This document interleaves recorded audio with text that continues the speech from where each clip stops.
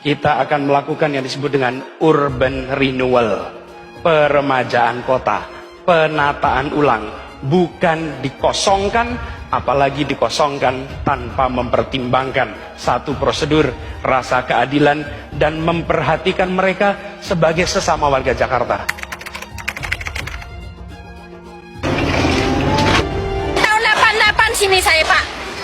Berarti Ibu sempat milih Pak Anies dong? Sempat dukung Pak Gubernur Pak Anies. Cuman Pak Anies gak tanggung jawab ini. Masa pemerintah rakyat, pemerintah kayak Pak Gubernur ya, katanya nggak ada janji, nggak ada penggusuran. Entahnya begini jadinya. Tapi kan Gubernur tinggal janji.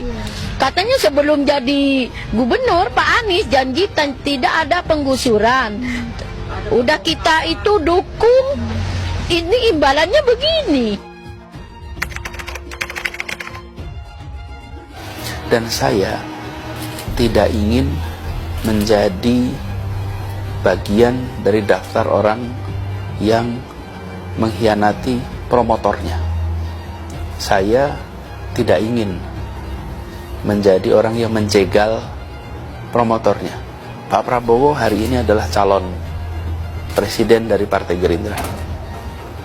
Saya tidak mau menjadi orang yang dibawa untuk berhadapan dengan Pak Prabowo dan menghentikan Pak Prabowo. Saya tidak mau. Dan saya katakan itu kepada siapapun yang datang kepada saya untuk berbicara tentang calon presiden. Saya menyatakan bahwa dengan penuh rasa tanggung jawab saya menerima pencalonan sebagai Presiden Republik Indonesia tahun 2024. Siapa presidennya? Apa partainya? Apa partainya? Siapa presidennya? Sudah berkali-kali garis bawahi, kami mengatakan berkali-kali sejak dulu, konsentrasi pada manusia, jangan hanya konsentrasi pada pembangunan benda-benda mati yang indah difoto dan bisa ditunjukkan dalam 5 tahun hasilnya. Justru yang harus ditonjolkan adalah pembangunan kualitas manusia.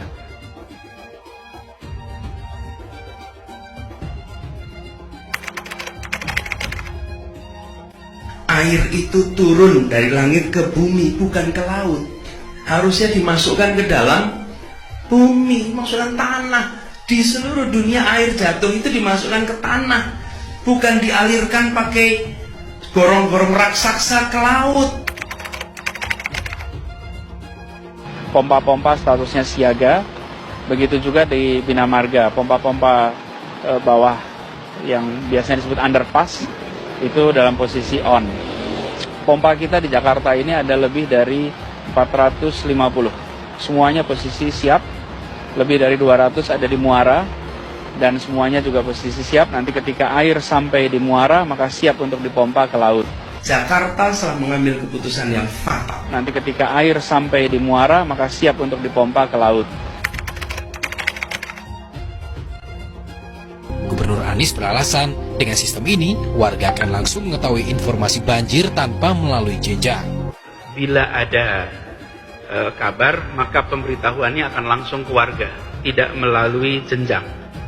Jadi kelurahan bukan ke RW, RT, tapi langsung ke masyarakat, berkeliling dengan membawa toa untuk memberitahu semuanya, termasuk sirine. Benar-benar membuat sistem ini adalah toa, belum sistem. Saya cek ini, kenapa kita pakai ini coba? Dan adanya cuma di berapa nih? 14 kelurahan.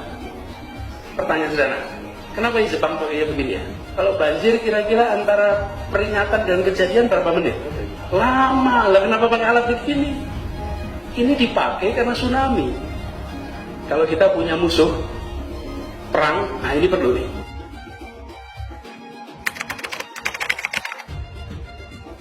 Air hujan yang turun di kawasan ini tidak dialirkan keluar, tapi dimasukkan ke dalam tanah.